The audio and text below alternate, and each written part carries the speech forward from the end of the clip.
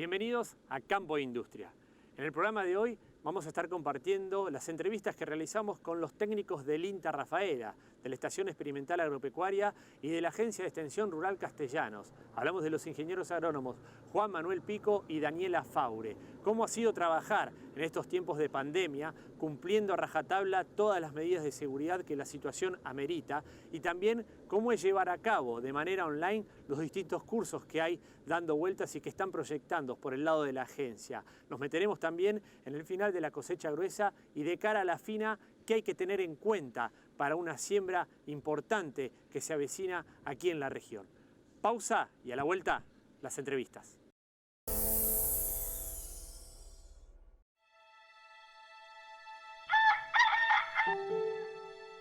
Proyectás, invertís, trabajás, producís, trabajás aún más. En tu campo, cada día es fundamental contar con una empresa confiable, que esté ahí cuando realmente la necesitas. Cooperativa Guillermo Lehmann. Desde 1951, dándole seguridad a tus negocios. Remonda Castro, concesionario oficial John Deere. Máquinas agrícolas nuevas y usadas, aportando eficiencia en el campo argentino. Veterinaria Rafaela, distribuidora mayorista, basado en el respeto, compromiso y responsabilidad. Acompañamos al hombre de campo con soluciones y una atención personalizada. Contamos con stock permanente de los principales laboratorios. Veterinaria Rafaela, Francisco Peretti 882. Visita nuestra web www.veterinariarafaela.com.ar o buscanos en las redes sociales. Veterinaria Rafaela, 60 años junto al campo.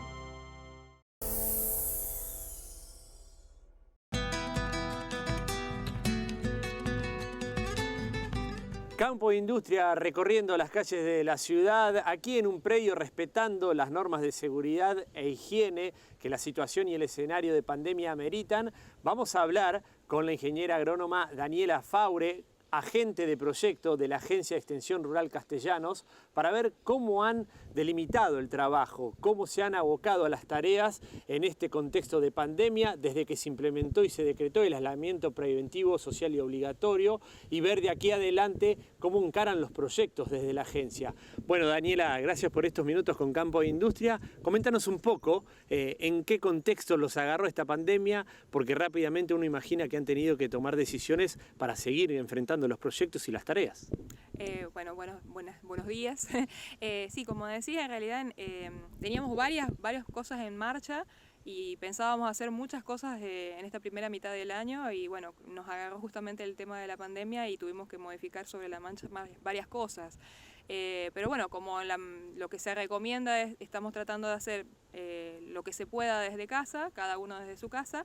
En ese contexto, digamos, seguimos trabajando a través de reuniones por Zoom, ya sea con el equipo de trabajo nuestro, con los productores y con los profesionales que estamos más en contacto. Estuvimos haciendo, yo te comento un poco más de la parte de cambio rural, que es por ahí la que yo más tengo a cargo. Hicimos reuniones con los asesores de los grupos, hicimos una capacitación para productores en todo lo que es implantación de pasturas, respetando las características del ambiente, digamos, o sea, sectorizando. La verdad que fue muy interesante. Y uno por ahí tiene miedo de usar este tipo de posibilidades de tipo el Zoom o el Skype, pero la verdad que funcionó muy bien. Hubo casi 30 productores que estuvieron siguiendo la capacitación, hubo muy buen intercambio y creo que fue útil para todos, digamos. Después, bueno, el resto del equipo, en cada uno en lo suyo, fue haciendo más o menos lo mismo, digamos. Por ahí Guillermo, que está a cargo de Campo Roca, es el que más estuvo saliendo, porque la parte de campo en sí no se paró, así que estuvo haciendo lo estuvo con el tema de la vacunación de aftosa, pero por ahí los que hacemos un poco más de trabajo de oficina y reuniones con gente, eso lo tuvimos que modificar. Todo online, como decías, respetando los pasos y medidas lógicas que se han impulsado desde el gobierno, cumpliendo a rajatabla, obviamente. No hay posibilidades de visita a campo todavía en este contexto. Ya uno no imagina qué reuniones, pero a campo el asesor visitando algunos tambos o lotes de productores. En el caso de los asesores de los grupos de cambio rural, el primer periodo se comunicaban por teléfono, las consultas eran también por teléfono o por email, pero ya ahora en este periodo ya están yendo al campo, se ponen de acuerdo con el productor, por ahí el productor los espera allá y hacen la recorrida en el campo, a lo mejor no comparten camioneta, pero sí el diálogo con cierta distancia, o bien hace la recorrida del asesor y después le manda un informe de lo que vio y de las recomendaciones que le parece más adecuado darle, digamos. Pero sí, respetando todas las normas, como es lógico, ¿no? Esta semana ha habido un evento importante, tiene que ver con un curso de fertilización, y a propósito de esto, comentanos un poco en qué contexto, el objetivo, qué duración tiene. Sabemos también, en virtud de estas modalidades y las herramientas tecnológicas, que ha comenzado de esa manera. Claro, este curso en realidad fue planificado desde principios de año, y la idea era hacerlo el 26 y 27 de marzo, y justo nos agarró el COVID y bueno, tuvimos que suspender. Muchos de los profesionales que se habían inscrito ya habían pagado y bueno, como veíamos que se iba haciendo largo la salida de esto, decidimos hacer la primera instancia vía Zoom, como para ir adelantando un poco y que lo puedan aprovechar para lo que es la parte de cultivos de invierno, que era lo que más nos interesaba. Así que bueno, fue una modalidad teórica y algo de práctica, pero cada uno en su casa. Apuntando a todo lo que es fertilidad para trigo principalmente, algo se habló de cebada, pero principalmente en trigo. Y la segunda etapa, ya pensando en que este problema va a estar un poco más solucionado o más leve, digamos, se va a poder hacer a lo mejor ya presencial. La idea es hacer la segunda etapa del curso en septiembre, octubre, ya apuntando a lo que es cultivos de verano, principalmente maíz. Respecto a la modalidad y a los participantes, ¿los sorprendió gratamente la inscripción? Obviamente les ha cambiado el escenario en virtud de todo lo que estamos afrontando, pero comentanos un poco objetivos, por qué, obviamente de cara a la FINA, han hecho estratégicamente este curso. Bueno, fue un poco, en realidad venía siendo una demanda. Nosotros tenemos un grupo ya bastante afianzado de profesionales que tienen buena relación con la agencia y siempre en cada evento que hacemos, cada charla, cada capacitación, les pedimos que por ahí nos indiquen qué es lo que les gustaría capacitarse para la próxima vez. Y el tema de fertilización venía siendo un cierto reclamo, digamos, una solicitud. Y bueno, nos parecía interesante teniendo en cuenta de que viene un año medio seco, entonces por ahí apuntar a que por ahí en la implantación se le den todas las condiciones adecuadas como para que la poca humedad que hay se aproveche en el cultivo. Y entonces bueno, por eso saber cómo estábamos en los suelos, después también de años anteriores de inundación, qué pasó. Se mostró algo de datos locales, algunos ensayos nuevos. Y se apuntó mucho a lo que es en nitrógeno y fósforo también, que si bien en la zona de Rafaela por ahí uno tiene la costumbre de decir que el fósforo está alto, en realidad hay muchos lotes donde ya no es ese el dato, ya no es más el nivel que había originalmente. Y se advirtió a propósito de esto que con el correr de los años, por diversas cuestiones o factores, la reposición ha sido baja y esto se evidencia. A lo mejor uno confiado en la clase de suelos que hay en esta zona, la verdad que ahora se ve cierto deterioro que va a costar, obviamente, volver a llevarlo al estado en el cual estaba. Claro, tal cual. Por ahí uno lo que nota es que se hacen pocos análisis de suelo, muy pocos en relación a lo que se debería hacer, y generalmente los análisis que se hacen acá no se pide fósforo pensando que está bien todavía. Pero a lo mejor el monocultivo, ya sea de maíz o de soja, depende de lo que cada campo hagan, la utilización de tierras que no son aptas para esos cultivos y también generan una alta extracción, y bueno, no se están haciendo las reposiciones de lo que el cultivo saca. El fósforo es menos móvil, o sea que por ahí el agua no tendría tanta influencia ahí, pero sí el cultivo. Y el hecho de que a lo mejor no se hagan en los lotes que correspondan también ayuda a que haya cada vez más deficiencias. Así que bueno, por ahí se puntualizó en el tema de que hay cada vez menos valores de fósforo en el suelo y que por ahí si se va a hacer una fertilización, apuntar a irlo haciendo escalonado, que por ahí el costo del fertilizante es un poco caro en el caso de fósforo, pero no hacerlo todo para esta campaña, sino apuntar a ir haciéndolo escalonado como para a lo largo de 2 o 3 años volver a los niveles normales. Daniela, gracias por estos minutos con Campo Industria. Lo mejor para esta etapa, sabemos que la están encarando con responsabilidad y obviamente ante cualquier evento que llegue a surgir o que se pueda planificar desde la agencia estaremos para abordar eso. Bueno, muchísimas gracias a ustedes y para lo que deseen vamos a estar disponibles.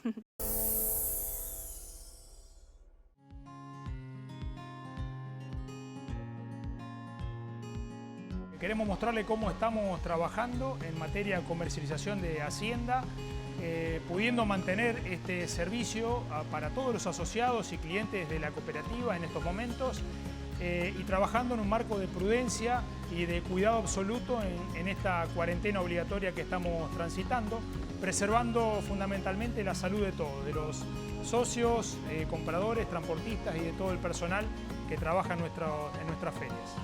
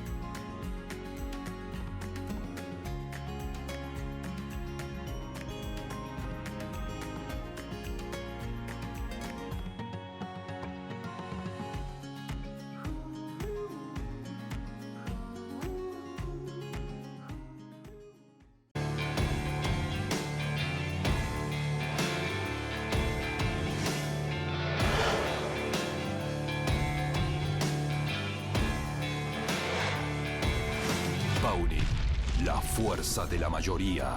Portón Comercial, Avenida Sóboli, 1724, Rafaela.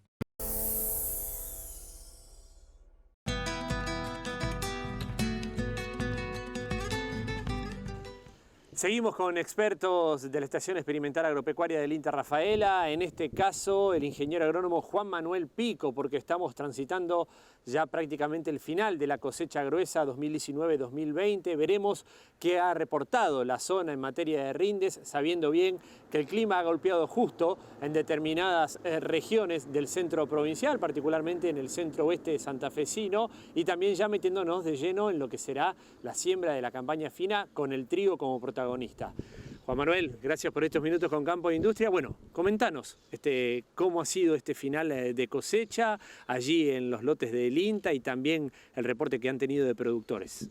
Bien, la campaña en general, la campaña gruesa está concluyendo en términos generales con buenos rindes, de buenos a muy buenos. En general se está hablando de rindes promedios zonales y superiores. Ha habido casos excepcionales de rinde que superan los 5.000 kilos por hectárea el lote promedio. Son lotes a veces puntuales, de productores de muy buena zona y demás, pero que campañas pasadas no se venían dando por el final de campaña que veníamos teniendo, que como vos comentabas, acompañó en este tercio final de lo que es la campaña en general, de buena manera lo que es las cuestiones climáticas. La cosecha de la soja de primera está concluida en su casi totalidad, podemos decir, en la zona, y está a pleno, ya entrando en la etapa casi final, lo que es la soja de segunda. Sí, con algunas cuestiones que se pueden llegar a ver en lotes con algo de todavía tallo verde, retención foliar, que con este retraso de lo que son, a lo mejor, si bien ocurrió una helada la semana pasada, las bajas temperaturas que generan el corte del ciclo y demás se venían demorando hasta estos días, y bueno, combinado a lo mejor con alguna presencia de alguna plaga que genera eso, como puede ser la chinche, estamos viendo esa sintomatología tal vez desde el punto de vista más negativo de lo que viene la zona en general. Y respecto a lo de maíz, lo que fue de primera para grano se cosechó con muy buenos rindes también. Lo que sí estamos viendo que se está dando, sobre todo en la zona esta que es Tambera, los rendimientos de picado de lo que fueron los maíces de primera y de segunda muy buenos, y los de tercera están en una etapa todavía que le falta unos días y con una expectativa con cierta incertidumbre, porque justamente hay que ver las condiciones climáticas que se dan de vuelta con las bajas temperaturas, hasta dónde permiten el desarrollo de este cultivo, para ver el rendimiento de lo que es el maíz de tercera en un planteo de tambo destinado a silo. Respecto al maíz de tercera, no es una modalidad o un término muy adoptado. Sabemos que hay productores que arriesgan. Justamente ese es el término. Quien hace un maíz de tercera se está exponiendo a cuestiones climáticas. No creo que se esté exponiendo. Sí está planificando en base a las condiciones que se le vienen dando. Yo creo que este fue el último año en relación a, si nos vamos tomando como punto de partida lo que fueron las inundaciones del 2016 en adelante, que generaron una recarga del perfil, y las condiciones climáticas en general durante todo el año, que permitieron en aquellos planteos maíz, un maíz de primera, en fecha de primera, destinado a silo, y el de tercera, que le llamamos a modo general, atrás de ese maíz de primera, con destino a silo también, fueron aceptables los rendimientos en este tipo de condiciones, con exceso de humedad, con un perfil cargado y con las lluvias que acompañaban, principalmente en aquellos días de enero, en donde una condición normal es un mes seco. Entonces, si disponer de humedad para poder hacer esa siembra atrás de un maíz, a veces es el fusible que determina el inicio del éxito del maíz que estamos planificando. De ahora en más hay que ver cómo se comporta lo que es este año, que por lo pronto y por lo que venimos viendo hasta el día de hoy es un poquito más seco de lo normal. Para la planificación del año que viene sí tenerlo presente, porque como decíamos no es una práctica habitual, son excepcionales y hay que tenerlo con estos criterios. Estamos ya transitando una época en donde las bajas temperaturas comienzan a sentirse. De hecho, la semana pasada tuvimos la primera helada, heladita, suave por cierto, pero helada al fin, aquí en la ciudad y en la región. Contanos esa diferenciación que hay a la hora de analizar las heladas y a dónde hay que poner el foco desde el punto de vista productivo, teniendo en cuenta lo que es el final de la campaña gruesa y ya metiéndonos en el terreno de la fina. Bien, a nivel agronómico, a nivel de campo de producción, a grandes rasgos podemos diferenciar dos heladas. La típica helada, la que cuando amanece está todo blanco, todo escarchado, que es el agua que se cristaliza sobre la superficie de las plantas, que se da normalmente con condiciones de... Sí o sí tiene que haber temperatura por debajo del cero, temperaturas negativas. El otro día registramos 1,7 negativo cuando ocurrió esta helada que vos haces referencia, que es una helada suave. Pero no es solo eso la condición, sino que la noche tiene que ser una noche despejada, sin viento, que genera justamente que todas esas condiciones se cristalice el agua que está sobre la superficie de las plantas. La otra helada que podemos llegar a ver en el campo es la que se llama helada negra, porque justamente los cultivos y las plantas sensibles a las bajas temperaturas quedan negros. Esto ocurre cuando se dan un descenso brusco, repentino de la temperatura, por debajo del cero, y lo que genera es que se cristalice toda el agua interna de la planta y provoca un estallido a nivel casi celular, que entonces la planta, a diferencia de la helada blanca, que cuando se seca queda amarillo, esto queda todo un color de marrón a negro. Esa es la diferencia entre esas dos. Respecto a lo que deberíamos empezar a sentir de esta fecha en adelante, serían bajas temperaturas dentro de lo normal y la ocurrencia sí de heladas con un poco más de frecuencia. ¿Qué es lo que pasa? Nosotros, yendo puntualmente a lo que es la campaña de agricultura de fina, el cultivo principal que tenemos en la zona, que es trigo, los trigos que tenemos, si llegan a sufrir una helada muy fuerte o varias, se pueden amarillar, pueden llegar a cenecer algunas hojas, pero campañas pasadas y trabajos realizados nos llevan a que el cultivo es un cultivo de temperaturas bajas, para esas condiciones lo va a tolerar y va a desarrollar sin inconvenientes. Sí, tal vez tener presente por ahí en lo que puede ser la siembra de pasturas, sobre todo en alfalfa, en un estado de plántula, algunas heladas fuertes, no tal vez tan suaves, pero ¿qué decimos cuando es fuerte o suave? Sino que dura varias horas la temperatura bajo cero, que genera esa helada que tal vez no es apenas algo blanco, sino es casi hielo lo que se ve sobre la superficie, puede llevar a la muerte de las plántulas de alfalfa. En avena, que puede ser otro de los verdeos que se estén implantando en estos momentos, al igual que en trigo, son cultivos que toleran esas bajas temperaturas. Lo que sí va a generar es un detenimiento del desarrollo. Entonces, estar presente en lo que puede ser a lo mejor la presencia de alguna plaga, como puede ser pulgón específico en la avena, que si tenemos una combinación de bajas temperaturas que nos aletargan el crecimiento y una presencia de la plaga, ese combo tenerlo presente porque no va a ser lo mismo la misma cantidad de infestación de la plaga con crecimiento vigoroso normal que estando aletargado el cultivo. Es clara la explicación y mencionabas recién cultivos de cobertura, ideales también para tratar de combatir a las malezas en los meses venideros y en las campañas. Comentanos un poco cómo se preparan los lotes desde el punto de vista de barbecho y demás, pensando ya en la siembra fina. Bien, respecto a eso, ¿qué es lo que estamos viendo? Desde el inicio y la preparación, en el manejo, lo que nosotros comentamos con colegas y con la misma agencia, es el manejo tiene que ser al igual que un cultivo destinado a renta, porque el objetivo es otro, pero el cultivo no deja de tener ni una importancia para nosotros muy relevante. Entonces, en ese sentido, es, así como decimos para lo que es trigo y demás, saber qué especies tenemos presentes como malezas, para saber qué planteos tenemos que hacer pensando en lo que es el cultivo de cobertura. Si nosotros tenemos presencia de malezas que son de verano, de primavera o de estivales, por estas bajas temperaturas, el mismo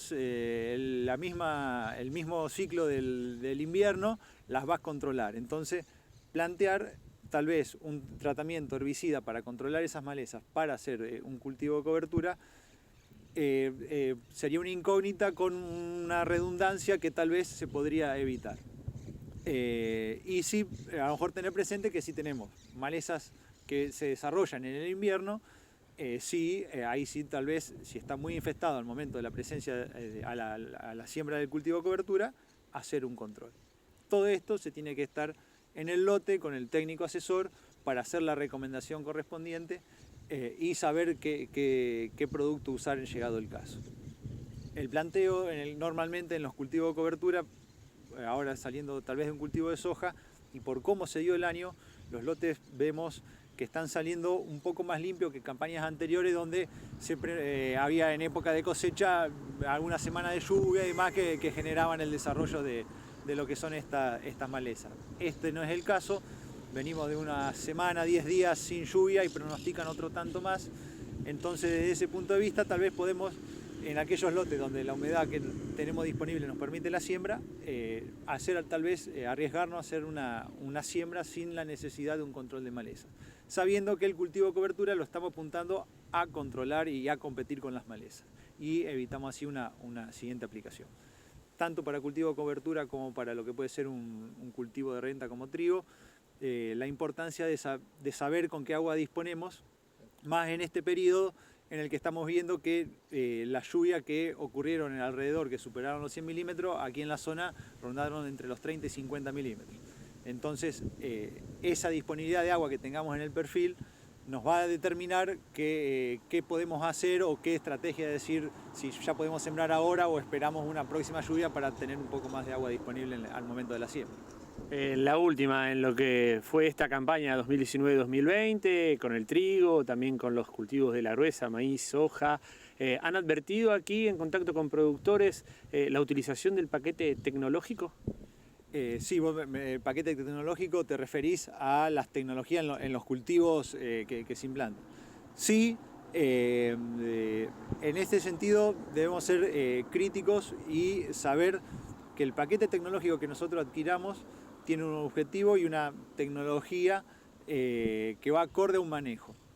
Entonces, ponemos un ejemplo que lo charlamos mucho con colegas dentro de la experimental, hacer un maíz de primera con eventos insecticidas para plagas que no aparecen en el momento de la fecha de siembra, es llevar a una presión a la tecnología y a la plaga, que es cuestión de tiempo en que, como se dice comúnmente, se quiebre o se venza el evento y pierda la resistencia. Entonces, las tecnologías que hay disponibles hoy son muy buenas, pero tienen que ser muy bien aplicadas. Lo mismo estamos viendo con problemas de compactación con la siembra directa. ¿En qué sentido? En que tal vez no se hicieron el manejo que se requería con cuestiones de labranza verticales cuando se necesitaba y demás para evitar la compactación. Bueno, esto es una cosa parecida. Hay que ser criteriosos, cautelosos y utilizarlos en base a los criterios técnicos y agronómicos que los que venden la tecnología lo aclaran, para que justamente no se venza y no se quiere esa tecnología. El ejemplo tal vez más claro lo podemos ver en los eventos insecticidas en maíces, donde la práctica del refugio vemos que es una cuestión que todavía en el método, en la práctica se discute y no tiene discusión desde el punto de vista técnico. Tiene que estar para cuidar justamente la tecnología que tiene ese maíz. Ingeniero agrónomo Juan Manuel Pico, gracias por estos minutos con Campo Industria. No, por favor.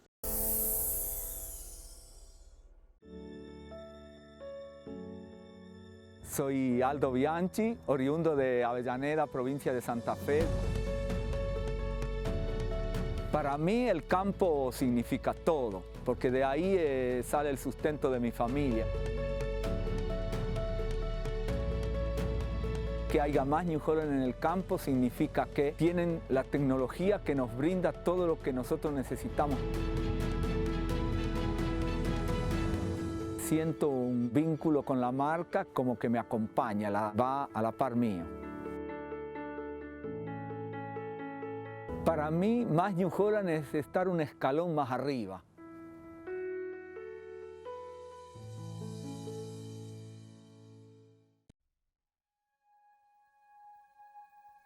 No los vemos, pero están ahí.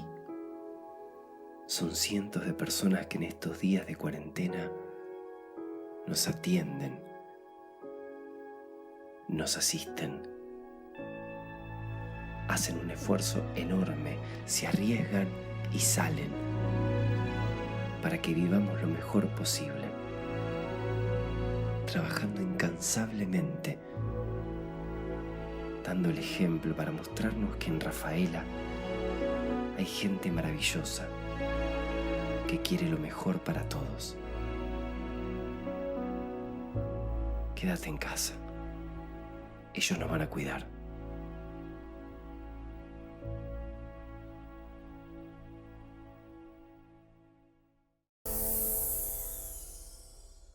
Esto ha sido todo por hoy en Campo Industria. Les agradecemos que estén del otro lado y los invitamos a renovar el contacto en el próximo programa. Antes de despedirnos, el agradecimiento de siempre también a las repetidoras que hacen posible nuestra llegada a la región. Y si se quedaron con ganas de ver más, pueden sintonizar este y otros programas buscándonos en nuestro canal oficial de YouTube como Campo e Industria. Hasta la próxima.